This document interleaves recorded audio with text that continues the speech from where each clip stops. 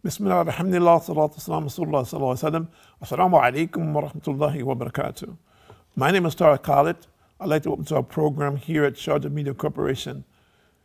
Getting closer to Allah, getting to know your Lord. And we hope and we pray that by Allah's mercy and grace that the believers on a daily basis, that you're getting closer to Allah subhanahu wa ta'ala, and that you continue to do this until your last breath. And that be part of your intention, that we serve Him, we praise Him, we thank Him, and we try to comprehend that and to convey that message to others with the intention that every single soul has the knowledge of who is their Lord and worships Him properly. And by doing this, he has the opportunity to go to paradise. And it's an interesting thing that in many instances today, people do not comprehend this, or they take it for granted. And we're talking first and foremost to the people of the book, meaning the Christians and Jews. If we look at modern society, we will see that every society has a person who is a ruler, whatever his title may be or designation, but he's a ruler. Now, Allah subhanahu wa ta'ala sent the prophets down at different times to guide people to worship Him. So when Moses came, for example, the people of the children of Israel were responsible for following him. The people who he came in contact with, the Egyptians, when he was in Egypt, they were responsible for not worshiping the Pharaoh, but the Pharaoh could be their leader, but not worship him. But of course, the Pharaoh insisted that they worship him, that he was God. And of course, there were people who did worship him. And then there were those people, a small number of people who followed Moses. And one of those was the wife of the Pharaoh. So we see that this conflict has been there during the time of all of the prophets in terms of people obeying and understanding who they should worship and how they should worship, and how important and significant that is. When Jesus ﷺ came, the children of Israel were responsible for following Jesus. But what happened? The greater number of them repelled Jesus and did not accept him as a prophet. A small number of people actually followed the prophecy of Jesus ﷺ. So what we're saying, this is Allah's system, that whenever a prophet comes to people to invite them to obey the commandments of Allah, the people are responsible and accountable for following him. And whatever it was they were following before, whatever prophet that they were following is responsible. They are now responsible for following the new prophet. And if that prophet was in existence at that time, then he himself should pay homage to this prophet. So if we look at this, subhanAllah, it's a very interesting scenario that we find now in this time, where we have so much information, and information systems have reached a level which we have never seen in history, meaning very simply that this vehicle that we're using right now, through telecommunication systems, we're talking to people all over the world, people that we can't speak their language, we don't understand their culture, or maybe not even their history, but yet and still we're communicating. So how essential is it for us to communicate this message, that if you get this message today, then it is essential for you to take it a step further and comprehend who you should be worshiping, why you should worship him, and that the result of this is beneficial for you in this life, and more importantly, after death. And this will be the road for you to paradise. Simply. And that, regardless of whatever it is that you're saying, people say, well, I have my own religion, man. You know, I'm kind of doing my own thing. My family does something. I don't believe in what they believe in, but I'm kind of doing my own thing. But we say again, Allah has sent prophets down through the ages, thousands of prophets over the years, to guide people, for those who wish to be guided to the truth. And the people who negate that, who don't want that, who are in conflict with it, then of course they'll have to wait and see what happens. And that will happen after death and maybe before you die. The beginning of your demise can be before you die. The situation for you can be such a horrible state before you die. And if you're in that kind of condition, then you need to look and reflect clearly, because Allah has blessed this world. And let's see what Allah says about that. In Surah number 67, verse number 15, Bismillahirrahmanirrahim. He it is who had made the earth subservient to you. So walk in the path thereof and eat of his providence. And to him will be the resurrection, meaning the resurrection of the dead, meaning that every soul who has ever been created will be resurrected. And every soul will have to stand and account for its deeds and actions in this world. And if we think about it, in many instances we take for granted, because today provisions are easily obtained in most places. Of course, you have to have something in exchange, which is usually some type of money for whatever it is that you want, for goods and services. But those of us who are not close to necessarily, like farmers, as an example, or people who are working in factories, who are producing things that we're using on a daily basis, don't have the reality that Allah has provided this earth as a means to offer us the sustenance that we need for survival. And Allah has provided us with the knowledge, the ability to cultivate our knowledge and turn it into productiveness, meaning that these things which we have manufactured, that the knowledge that it took to come to those stages, it only happens by the permission of Allah. And then to put it into effect, to make it work really, so that people get benefit from it, it's only by the permission of Allah.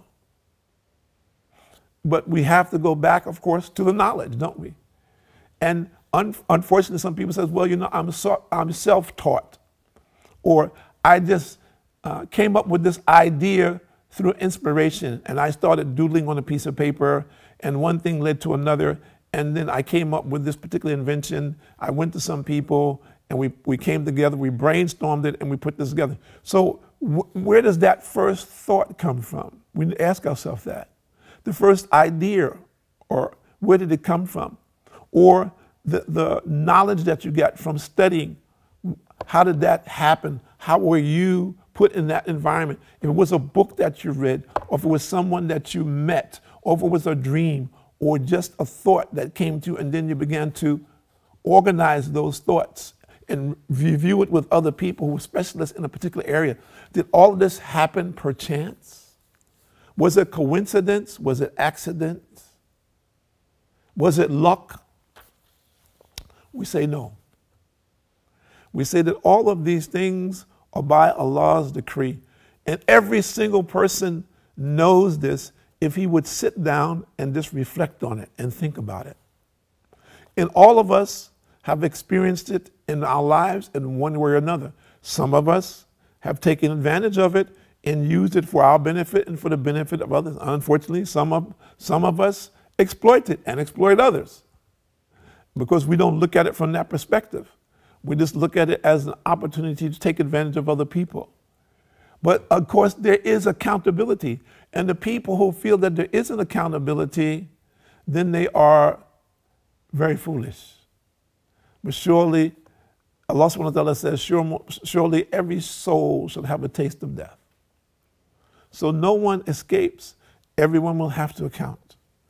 In Surah number 3, verse number 26, Allah says, Bismillahirrahmanirrahim, say, Allah, owner of sovereignty, you give sovereignty to whom you will, and you withdraw sovereignty from whom you will. So Allah gives some people power, and some of those people who He gives power, He takes it away from them. Think about it. We all know someone, maybe you don't know someone who's wealthy or very influential, but all of us knew someone who was strong or very intelligent, successful as far as the standard of society that we grew up in or we were raised in, and that person became weak. Another person became insane. Another one became an alcoholic or drug addict, as an example. Another one fell into depression.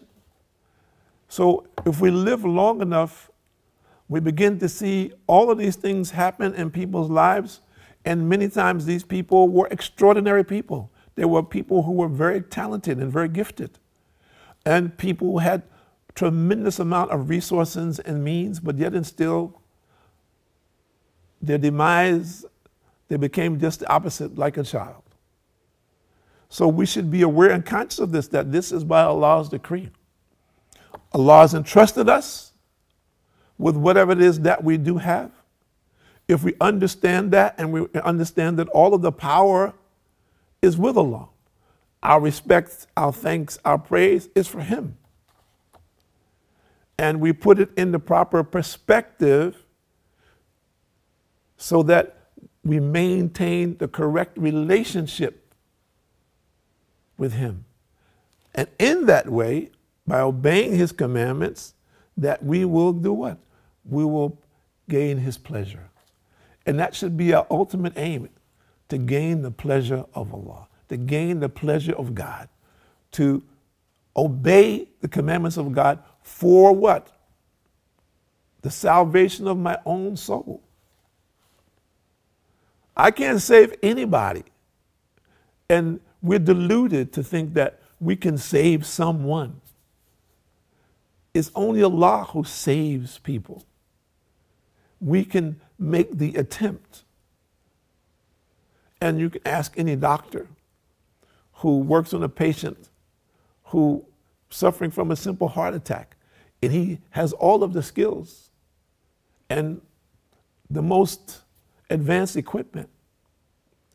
And by theory and theoretically, whatever he's doing, this person should survive, but yet and still he dies. Yet and still another person who may be weaker than that individual, the individual he could be working on could be a young person, could be an athlete, very good condition, he dies.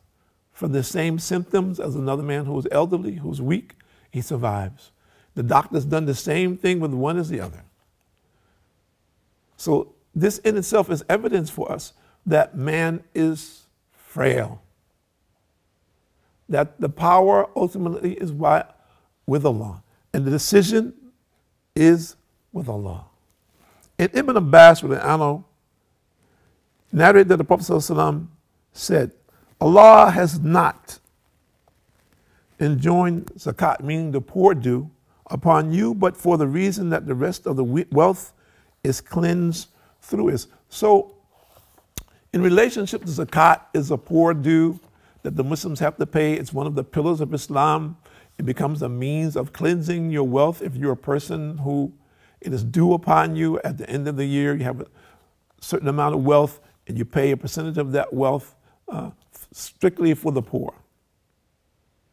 Now, the wealth, first of all, you need to understand something. That the wealth that Allah has entrusted you with, it is just that, it is a trust. How you use it will benefit you in this life and in hereafter. Or, if you abuse it, it will be harmful for you. For example, many people have obtained their wealth by illegal means. Islamically illegal. By the general society, it's legal. The society in which you live, you may be living according to the law. No issue for that. But by our law, it's considered illegal. So whatever wealth that you have, what you have obtained by that, and you continue to do that, it becomes fire for you in the grave. It is not a joke. So people who cast aside this concern, this says, well, you know, I help a lot of people with this. I know the way that I obtain this money is not the best way, but I try to share, I try to take care of people. This is not a condition. I'm not saying that that is not a good thing, but that doesn't change the evil, does it? So the best thing is to correct this and then do whatever it is you can. Maybe you correct. And I've known people like this personally, who they were involved in illegal activities. And they spent a lot of time in prison because of it. And alhamdulillah, in prison they accepted Islam. And when they came out of prison, they practiced Islam and they took a very simple job. Because as a prisoner, a person who spent a number of years in prison, it's very difficult to get a job. So they took a very simple job and they continued working at that, making their prayers every day. And they lived in this simple lifestyle happily and striving to please Allah subhanahu wa ta'ala. Why did it change? Why did their life change? Because they changed their intention.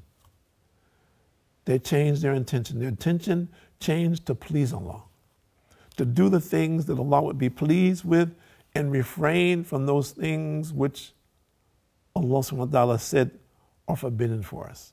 So in this, Allah gave them peace in their life. And inshallah, Allah forgave them for their past sins. And we hope and we pray that the people who will follow this path today in their grave or in paradise.